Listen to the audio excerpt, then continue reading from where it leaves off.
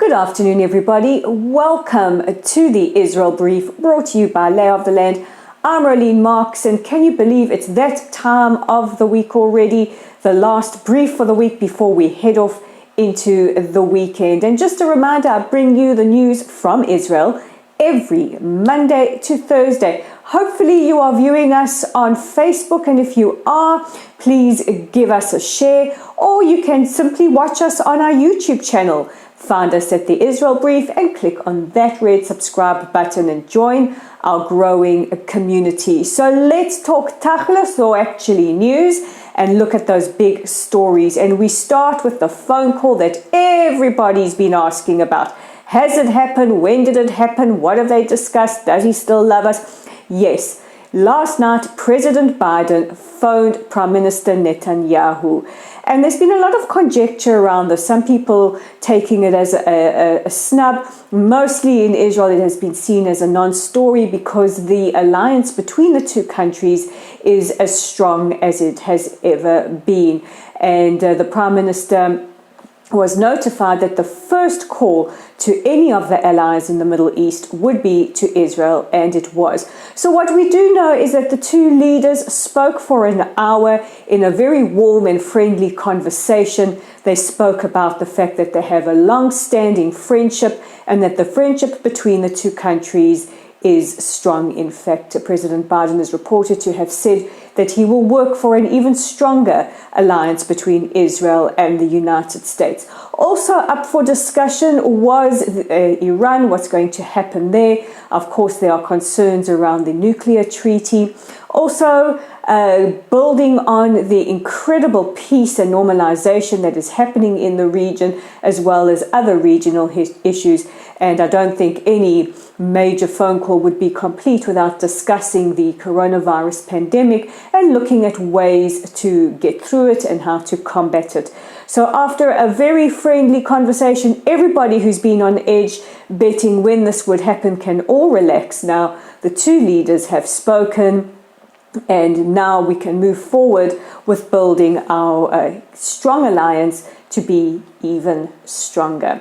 In other news, yesterday we reported that a story had broken about Israel having to ask Russian officials to try and help with negotiations in a humanitarian issue between Israel and Syria. Well, we know more details today. What we can report is that an ultra-Orthodox woman, or a woman who was reported to have formerly been ultra-Orthodox from the community of Modi'in Ilit, which is just very close to where I am here in Modi'in, wandered into Syria. We don't know how she got there, we don't know why she got there, but she got into Syrian territory and was taken or arrested by the Syrian authorities and basically held captive. Now, in order to secure her release, Israeli officials have been speaking to their counterparts in Russia to try and broker this. We know that Israeli officials flew out to Moscow to help negotiate a deal for her release, and that deal involves the release of two Syrians who are being held in Israel. However, it has hit a snag. The two prisoners who are reported to be released back to Syria don't want to go back to Syria. And this is a situation that we haven't seen coming in any kind of prisoner swap deal. And we really hope that that can be ironed out within the next couple of days, because we want to return this woman safe and sound to her family. It is a story that we will be following and bringing you updated details as soon as they are made public. And our final story today is the COVID-19 pandemic, and we've heard from Dr. Fauci, who just received a very prestigious prize from Israel for his efforts in science and medicine. He has lauded Israel's vaccination process and saying that Israel is heads in front of everybody else, and also noted that we have seen a significant drop in the amount of infections.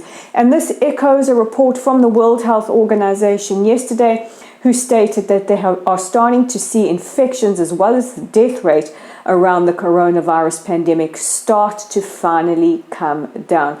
This is welcome news for all of us. I know many countries around the world are now starting to receive vaccines and to roll out their programs there. And Israel has been a leader in this field, something that we are all very, very proud of here. But what is enticing the young people to get vaccinated? Well, we know that there was a drive to give the ultra-Orthodox Cholent in Bnei Brak, which is the ultra-Orthodox area of Tel Aviv. And one city in Israel last night was offering pizza and beer to all people who wanted to get vaccinated. Well, that's how we do things here in Israel. Never pass up an opportunity for a good something to eat. And those are our top stories as we head into the weekend. But if you're looking for some good material, we have you covered.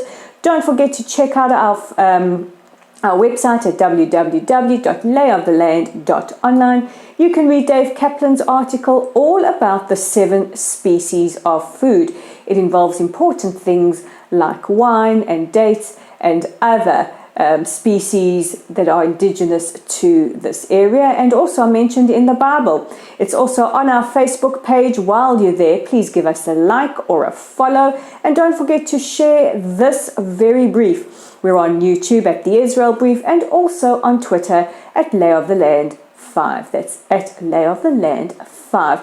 So that's it from me for this week. I'm Rolene Marks, wishing you all a safe, a healthy and a snuggly weekend if you're watching here in Israel. Temps are down, Jerusalem's a winter wonderland, and it really is something special to behold.